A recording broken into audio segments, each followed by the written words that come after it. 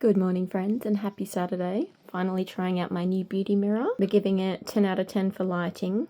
What do you reckon? If you're new here, my name is Maddie. I'm 35, almost 36. How the hell is that even possible? My son Kaiden is 10. He's autistic level 2, and he has Duchenne muscular dystrophy. I'm also big sister to Bodi, who is profoundly autistic, also known as level 3, and he has incredibly high complex support needs. Mum and I live together. We support each other in caring for both Bodi and Kaiden. It is not a job one person can do on their own. We make a great team doing it together. We also have 3 wonderful long-term support workers who do a fantastic job. Very grateful for them. I get a lot of questions asking us why we haven't put Bodi into a home, why he still lives at home with us. To put it simply, this is what works best for us. We want Bodi at home.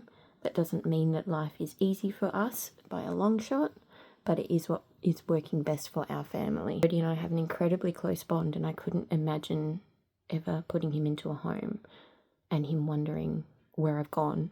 Not only that, I don't trust anybody else to take care of him as well as we do. Mum and I are very much on the same page when it comes to Bodi being at home. I know you don't see my mum on the camera as much as you see me. That's because she doesn't want to be on social media as much as I am. But that's not to say that she doesn't do just as much for these boys, because she very much does. I'm hands-on with the boys, with Bodi or with Kaiden. Mana is doing the opposite, or she's doing the washing, or she's doing the dishes, or she's cooking. This is very much a team effort. Another comment that I often see is about Bodi's aggression and him being violent and dangerous towards Kaiden. I can assure you Kaiden is incredibly safe.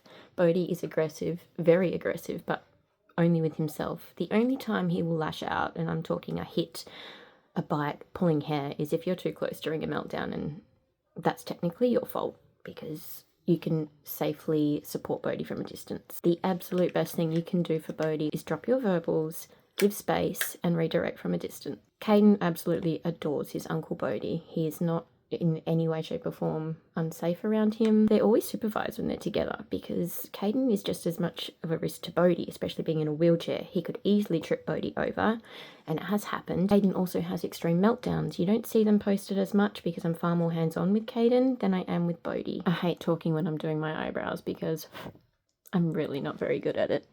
Let's see how I go, huh? One thing I'm seeing in my comments a lot is people commending me on my patience when it comes to Bodi and Kaiden. It's something I've always been pretty good at, is staying patient when things are incredibly stressful or chaotic around me. It takes practice when it comes to being patient when Bodi and Kaiden are having their meltdowns, and I do have to work really hard to remain calm and patient.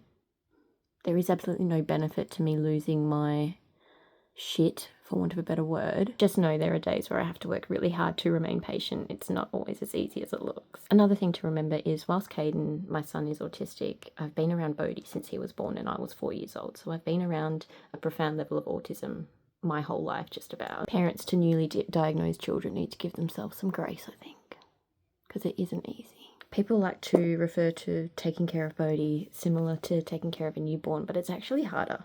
At least with a newborn, when you're overstimulated and overwhelmed, you can put them down in the cot knowing that they're not going to go anywhere and that they are safe even if they're crying. Whereas with Bodi, he's a danger to himself.